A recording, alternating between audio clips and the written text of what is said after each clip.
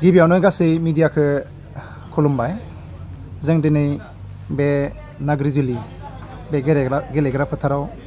Bodoland movement एक्स वार्कार एस'सिएशननि गिबि मावफुं आफाद खुंदोंमोन आरो बे खुंनायनि गेजेरजों जोङो दिनै बे प्रेस मिटखौ होनो ओंखारदों। जोंफोरो 1987 मायथाइनिफ्राय 1993 मायथाइनि गेजेराव जाय बर'लेण्ड मुभमेन्ट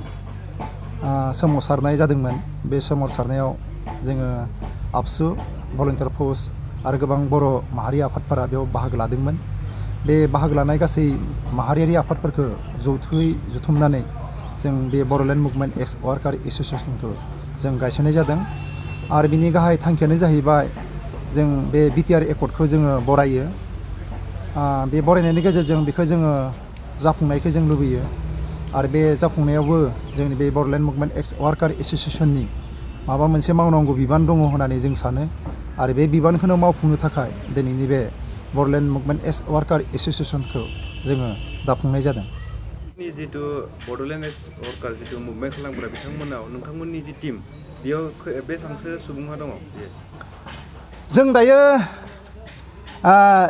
गासै आनसलिकनिफ्राय रिपर्टखौ जों कालेक्सन खालामनो हायाखै।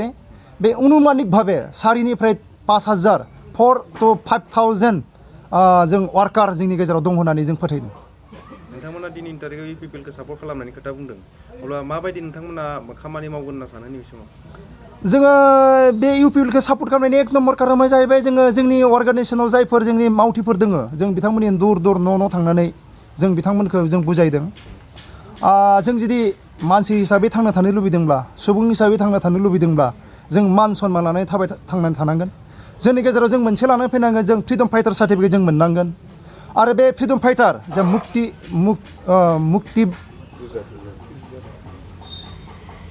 सन्मान, बे सन्मान बा बे जोंनो थांना थानायनि लामाखौ फैबाय थानाय बे गुड गभर्नमेन्ट बा इउपिपिएलआ जुदि सरकार दायोब्ला बे सरकारनि जेरैसो सम्भबपर जागोन होननानै जों फोथायो। प्रमद बर'नि सायाव बेसेबां फोथायनाय दं?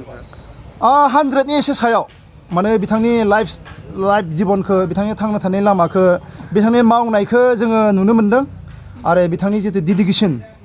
सासे मानसिया मोजां लिडार जानोबा डेडिकेसन नांगौ। बिथांनि डेडिकेसनखौ जों फोथायो। बिथांखौ जों हाजार बार नमस्कार खालामो। थारैनो बर' हारियाल' नङा आरो जोंनि आसामनि गासै हारिमाफोरा बिथांनि गेजेरजों मोनसे थांना थानायनि आरो मान सन्मानखौ लानानै थांनायनि मोनसे लामाखौ मोनगोन होननानै जों प्रमद बर'नो लोगोसे बिथांनि गासै टीमखौ, बिथांनि मेकानिजमखौ जों फोथायो। बिनि गाहाय थांखि आरो नोजोरा जाहैबाय बिटिआर एकर्डखौ जाफुंहोनाय आरो बियो मोगथाङाव जाफुङोब्ला थारैनो जोंनि बै समाव बड'फा उपेन्द्र ब्रह्मआ जाय थांखिजों बर' माहारिखौ दाफुंनो, गेरेमसा हारि दाफुंनो सानदोंमोन, बे गेरेमसा माहारि दाफुंनाय थांखिया बिटिआर एकर्डनि गेजेरजों जाफुंगोन होननानै जों सानो। जों नुबाय जेखिनि माने बारग'आव जिखिनि भलन्टियार फर्स एबा बारग' आबसुफोर दङ, दा गोबाङाथ' माने गोबां पार्टिफोराव हाबनानै थाहैबाय। दा बिथांमोनखौ नोंथांमोननि माबायाव सोसननायनि बेलायाव माबायदि थांखि लादों? जोङो बे समाव बै समनि जाय दावहारु लोगोफोर दङ, बिथांमोनखौ जों आं दिनैनि बे प्रेस मिटनि गेजेरजों बिथांमोनखौ जोङो खावलायनाय बा आपिल खालामनो नागिरदों। बिथाङा ग्रेटेड बर' माहारि दाफुंनायनि, गेरेमसा बर' हारिनि सार्थआव बिथांमोना जाय आफादावनो दाथाथोंमोन गासैखौबो नागारनानै दिनैनि बे प्रेस मिटनि गेजेरजों आङो आपिल खालामदों बिथाङा बिटिआर एकर्डखौ सापर्ट खालामनांगौ आरो इउपिपिएल हान्जाखौनो देरहाहोनायनि थाखाय बिथांमोना थांखि लानांगौ। आं बे आफादनि गेजेरजों दिनै बिथांमोनखौ जोंनि बे गुबै दावहारु जितु बर'लेण्ड मुभमेन्ट एक्स वार्कार एस'सिएशन बेयाव जोंजों लोगो लाफायनायखौ जों लुबैदों। थांनाय 17 बोसोराव नोंथांमोनखौ जितु बड'लेण्ड मुभमेन्ट खालामग्रा वार्कार हिसाबै नोंथांमोनखौ नायदोंना नायासै? जोङो बे 17 बोसोर नङा, बेजों 27 बोसोर बे हाग्रामा महिलारिनि सरकाराव जोंनि थाखाय मोनसे जेबो स्किम गैयामोन आरो ओरैबायदि दुखुनांथावना बिटिसि एकर्ड जानायनि उनावबो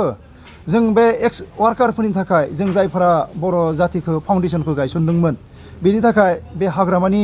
आरो हाग्रानि लोगो दोलोफोरा मोनसेबो जोंनि थाखाय स्किम लाबोनो हायासै। जायनि थाखाय जों दिनै मोनसे प्रेसारनि थाखाय मुलि बायनो दिनै आखायाव फैसा गैया, बिपिनि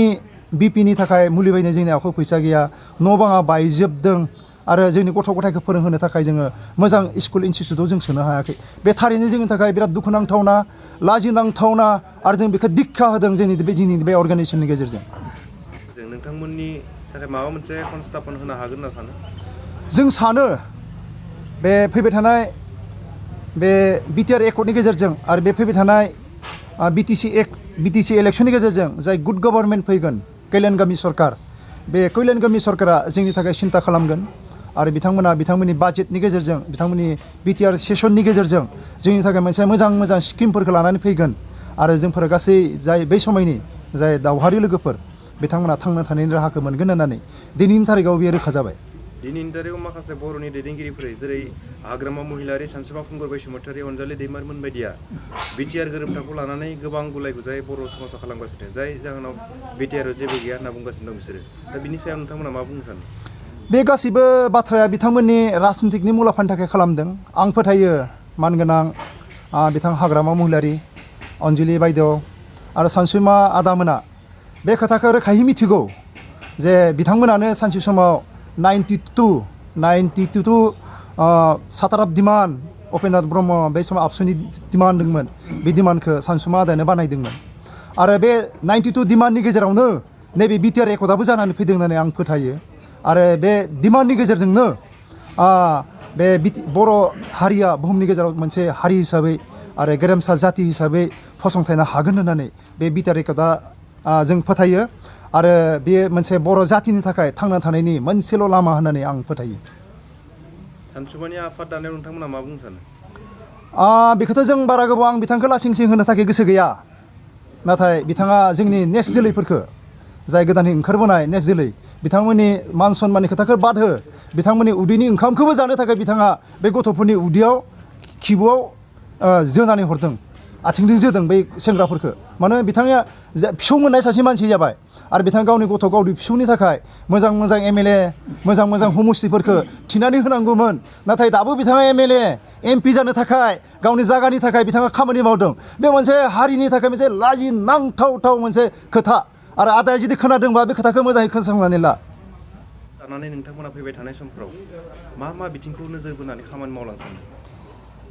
बे जोंनि बड'लेण्ड एक्स वर्कार एस'सिएशना मुभमेन्ट एक्स वर्कार एस'सिएशना फैगोन समफ्राव जे बुस्थुआ डेभेलप जायाखै सिगांनि गभर्नमेन्टनि समाव बेखौ जों नोजोर बोनानैहाय जों मावफुंनो हास्थायगोन जों नुनो मोनो जे बिसायख'थि फैनाय लोगो लोगोनो माखासे बायनाय फाननाय माखासे समाव नुनो मोनो जों आफादफोरखौ नैबे समाव नोंथांमोननि जि थांखि आरो उद्देश्यआ माबायदि बिसायख'थि बायनाय फाननाया एभ्रि इलेक्सन बेयाव माखासे मिसुलिया थायो बे मिसुलियाफोरखौ नोंथांमोना हमथानोबो हाखाया बिसोरो दालाल सिस्टेमै जेब्ला भट जायो अब्ला समावहाय बिसोरो मिसुलिया जानानै गावखौ फाननो बोसोरबानि थाखाय बिसोर फाननो आरो बियो जाबाय थाखागोन आरो बिहा जोंहा हिसाब लानांगौ गैया नोंथाङा हाग्रामानि सायाव मा बुंनो सानो हाग्रामानि सायाव आं मा बुंनो हाग्रामायाथ' आं बुंनायनि सिगां नोंथांमोना मिडिया हिसाबै नोंथांमोनानो डेलि बिथांजोंहाय इन्टारभिउ लायो दा पाब्लिकआव सोंदो पाब्लिकआ मा होनो आंथ' माथो बुंबावनो बिथांमोना मावफुंनो हायाखिसै दा बेनिखायनो जों दस्राखौ सोलायनो नागिरदों बिदिल'सो बुंगोन आं बे बाराव सोरनि सरकार फैगोन होनना सानो नोंथाङा हाग्रामा आरो प्रमद बर' ना बिजेपि हाग्रामा प्रमद बर'नि सायाव आं बेखौनो बुङो 100% प्रमद बर'आ देरहासिगोन माबायदि बिथिङाव नोंथाङा देरहागोन होनना बुंनो हायो दानि जा परिस्थिति up and down north south east west परिबेसखौ लानानै पाब्लिकफोरखौ लानानै जेनेबा गामि मोनसेयावनो जोङो नुनो मोनोबा 6-7 घरल'सो दंसै बेनि अनगायै बारा गैया दा बेवहाय जोङो रोखा जाखाबाय जोंनि काउन्टिंआ जोङो प्रमद बर' UPPLआ माने